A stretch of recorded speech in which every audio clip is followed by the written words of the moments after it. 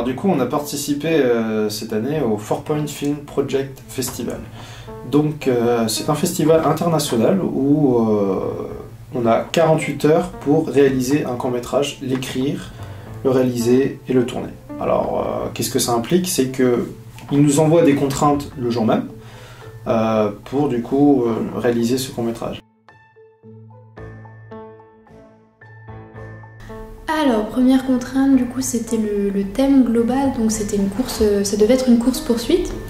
Ensuite, du coup, le personnage principal devait s'appeler Jean Picard, ça devait être un détective.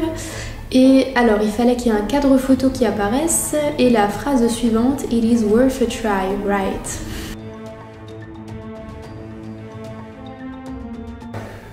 Alors, je joue le rôle d'assistant réalisateur. Du coup, j'ai aidé Kevin sur cette tâche. J'ai essayé de prévoir au maximum le matériel, avec quelques oublis de temps en temps, et de préparer au mieux les acteurs pour essayer de gagner un maximum de temps, puisqu'on a dû faire tout ce court-métrage en 48 heures.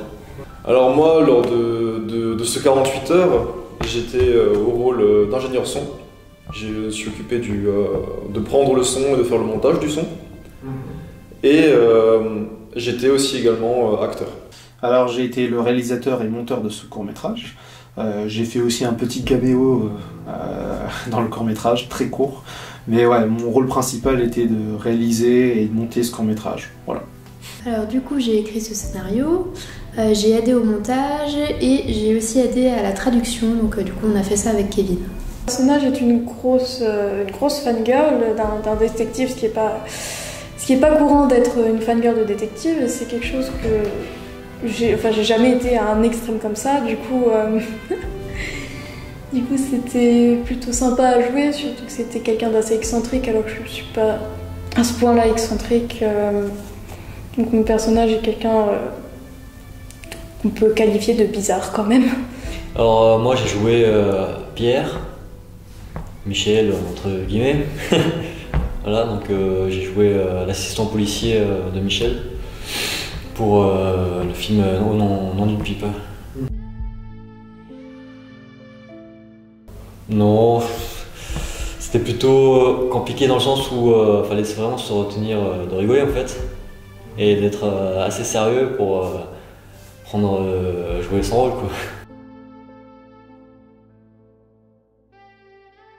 Alors du coup, il y avait le thème de la poursuite et j'étais beaucoup trop sérieuse dans mes idées au début parce que je me disais ok, très bien, un détective, ça peut courir après des méchants, ça peut arrêter des gens, ça peut découvrir des secrets, etc.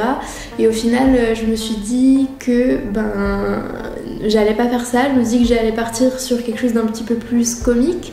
Et donc je me suis dit, et si maintenant on imaginait un détective qui perdait sa pipe, qu'est-ce qu'il deviendrait sans elle? Et voilà. Alors au début j'étais pas du tout serein parce que voilà, j'ai pas l'habitude de réaliser des trucs comiques, je suis plus dans le dramatique avec Demon in the Mirror ou tout ce qui s'ensuit. Parce qu'en fait c'est pas du tout les mêmes codes de réalisation en fait. Il n'y a pas forcément un message à faire passer alors que dans les autres oui. Les plans sont pas forcément obligés de signifier quelque chose. Du coup j'ai dû transmettre la chose autrement. Par exemple, en fait, là, j'ai surtout travaillé beaucoup avec les lumières, les codes de couleurs, en fait. J'ai travaillé par exemple avec le jaune pour montrer que c'est une couleur un peu d'espoir, le personnage a envie de retrouver sa pipe, en fait. J'ai travaillé aussi avec le bleu pour montrer sa tristesse, mais aussi avec le rose pour montrer son amour. Voilà, c'est différents codes, en fait, avec ça que j'ai joué pour mettre ma patte, en fait, dans le court-métrage.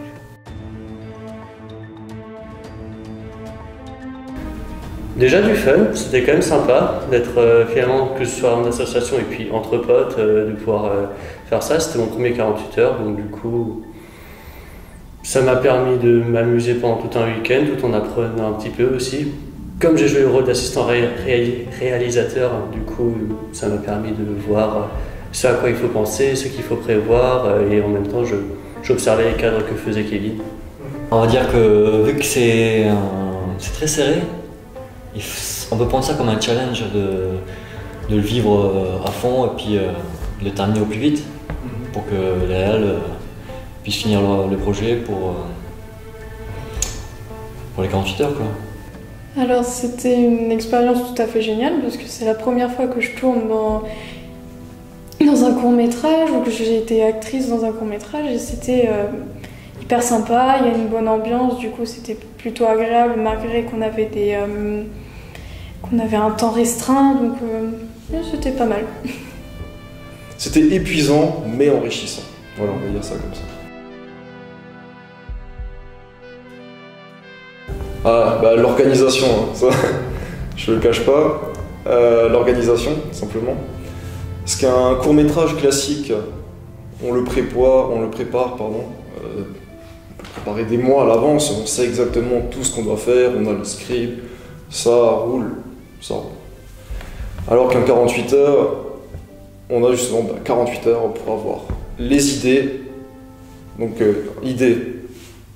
tout le texte, le script, tout ce qui est mis en scène, et ça déjà ça prend pas mal de temps. Donc il faut à la fois être très focus sur l'objectif pour ne pas perdre de temps.